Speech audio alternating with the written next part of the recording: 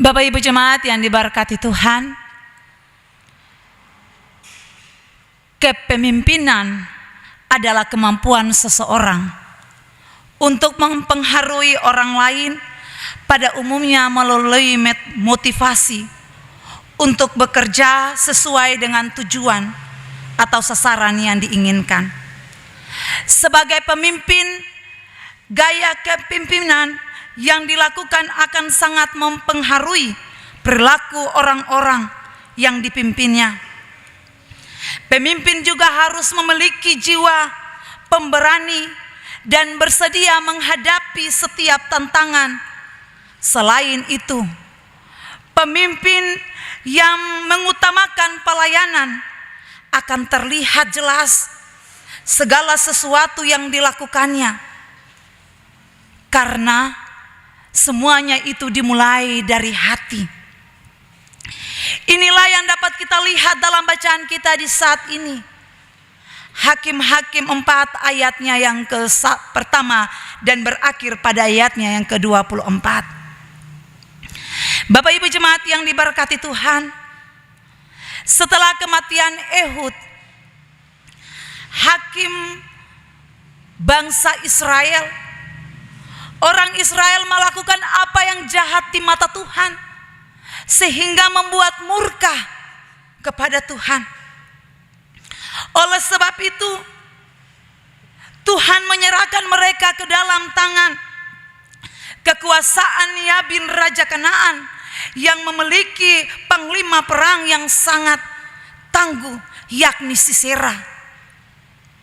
Dengan armada dan perlengkapan perang yang sangat kuat dan tidak bisa dikalahkan oleh siapapun.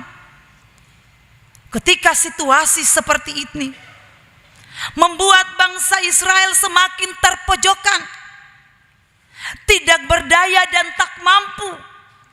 Bahkan untuk menyelamatkan diri mereka sendiri, mereka harus tinggal di goa-goa, di lereng-lereng gunung. Kehidupan ekonomi, budaya, keagamaan, hak kebebasan mereka sebagai bangsa tidak dihargai.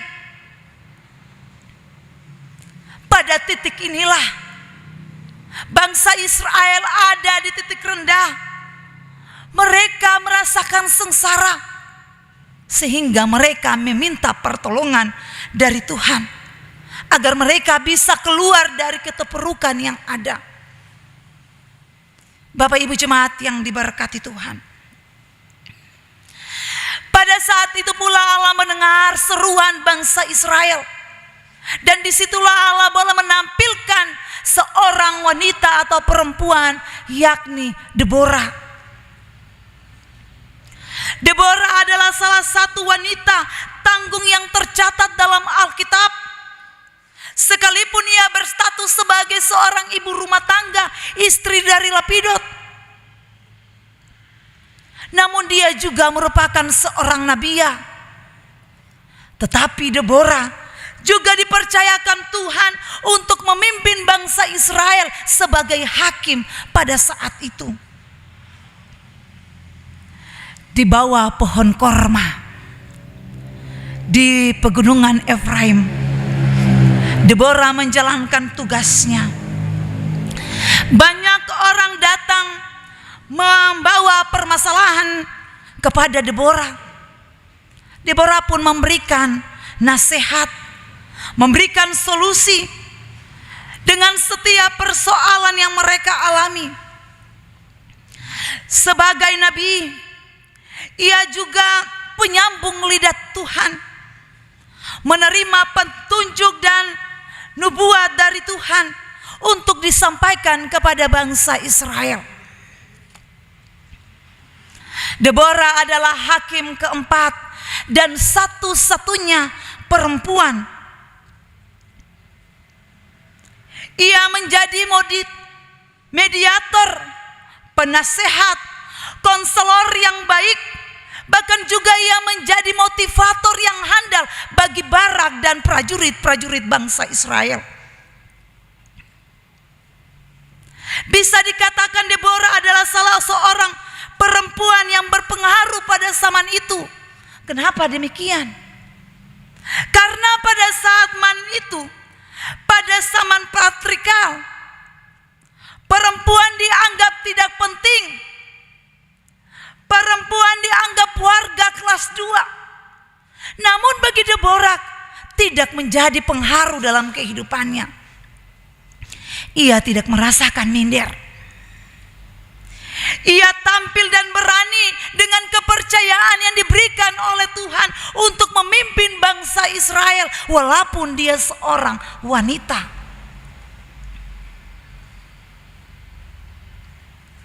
Pada waktu itu bangsa Israel berada dalam penindasan selama 20 tahun bagi Raja Kanaan. Sehingga Deborah meminta Barak untuk berperang, tetapi Barak merasa ragu dan tidak berani untuk melakukan pekerjaan itu sendirian. Barak tidak merasa berani untuk berperang sendiri, sehingga ia bersikeras meminta Deborah untuk berperang bersamanya dalam ayatnya yang ke-8. Jika engkau turut maju, aku pun maju. Tetapi jika engkau tidak turut maju, aku pun tidak. Mendengar perkataan dari Barak, Deborah pun merespon baik. Ia turut serta mengambil bagian dalam peperangan demi membela umat Tuhan. Kehadiran Deborah benar-benar menjadi penorong, penyemangat, bahkan pengharu besar bagi prajurit bangsa Israel dan juga bagi Barak. Deborah berusaha menyatukan 12 suku Israel untuk maju berperang agar mereka bisa keluar dari penindasan Raja Kanaan. Mereka pun berhasil mengalahkan musuh mereka. Deborah pun mengakui sungguh bahwa kemenangan yang dihadapi, yang dialami bangsa Israel bukan karena kekuatan mereka, bukan karena kelebihan dari Deborah sebagai seorang nabiya atau sebagai seorang hakim. Dia menyadari sungguh bahwa ada campur tangan Tuhan. Dia menyadari sungguh Tuhan turut bekerja dalam setiap peperangan yang mereka lakukan, sehingga kemenangan boleh mereka dapatkan. Disinilah kita bisa melihat kualitas rohani, kualitas kepemimpinan yang berjalan seiring, benar-benar menjadi kunci kesuksesan dari Deborah dalam memimpin bangsa Israel. Sebagai seorang nabi, ia sangat peka akan suara Tuhan. Sebagai seorang pemimpin, ia tidak hanya sekedar teori, tetapi berani turun lapangan dan melakukan kerja nyata. Karena Deborah melihat Tuhan ada dalam segala hal keberhasilan yang dia pimpin dalam peperangan itu.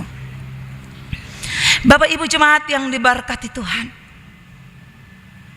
lewat pembacaan kita di hari ini ada beberapa catatan penting bagi kita semua untuk kita ambil sebagai perenungan dalam kehidupan kita sehari-hari. Yang pertama, kita bisa lihat pemimpin yang mau berjuang untuk rakyat. Belajar dari Deborah, menjadi pemimpin bukan saja duduk diam dan berkata-kata yang indah, tetapi menjadi pemimpin harus turun lapangan dan bertindak, melihat segala situasi yang ada bagi rakyatnya. Dan menjadi pemimpin harus berjiwa untuk berjuang, berani untuk menghadapi tantangan. Dan menjadi pemimpin harus bisa berani mengambil resiko, berjuang untuk rakyatnya. Yang kedua, Tuhan pun banyak cara untuk mengeluarkan kita dari masalah hidup kita. Sebagaimana kejahatan Israel, Tuhan membangun mereka dari setiap kesalahan mereka dan memberikan mereka kemenangan.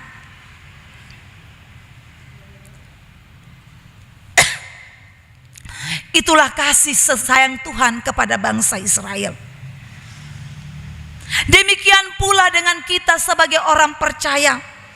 Pertolongan yang Tuhan berikan kepada Bapak, Ibu, dan saya sudah banyak kita rasakan.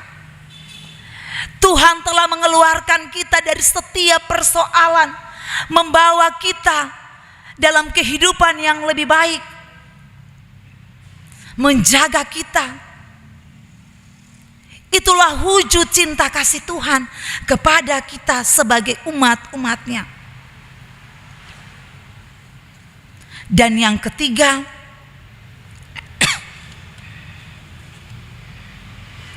Tuhan memakai seorang wanita untuk menjadi berkat.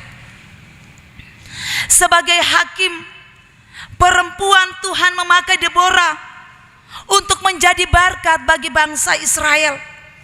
Artinya, dalam kehidupan sehari-hari kita sering merendahkan wanita karena dianggap lemah, bahkan mungkin tidak diperhitungkan.